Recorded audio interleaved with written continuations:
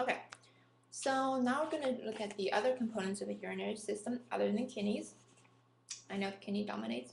So the ureters, once you have urine in the collecting duct, it'll pass through the route. If you don't remember, look it up. It's the papillary, minor calyxy, major calyxy, renal pelvis to ureters, which is what we're on right now. So,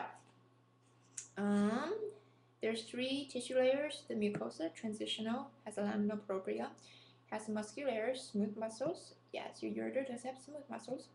And adventitia is the fibrous renal capsule, and that passes through to the urinary bladder. We has like 3 openings, 2 for the ureter, 1 for the urethra. So that also has 3 layers, and surprise, they're the mucosa, the muscularis, and the adventitia. But the thing about the muscularis is that it's also called the detrusor muscle, and it's 3 sheets of smooth muscle, and it makes up your internal urethral sphincter. So that's under involuntary control.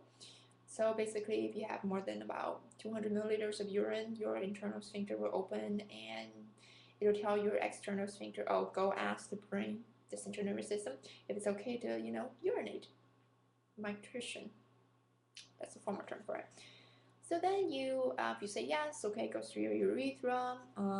In females, that's only about 3 to 4 centimeters. In males, that's about 20 centimeters. So, yeah. So overall, if you want to know, external urethral sphincter is voluntary. It's a skeletal muscle. The internal urethral sphincter is involuntary. It's a smooth muscle. So usually your smooth muscle is involuntary. Your skeletal muscle is voluntary. Basically, urination happens because urine fills your urinary bladder. Your detrusor muscle relaxes, tells your internal urinary sphincter to contract. There is a distension when there's more than 200 milliliters.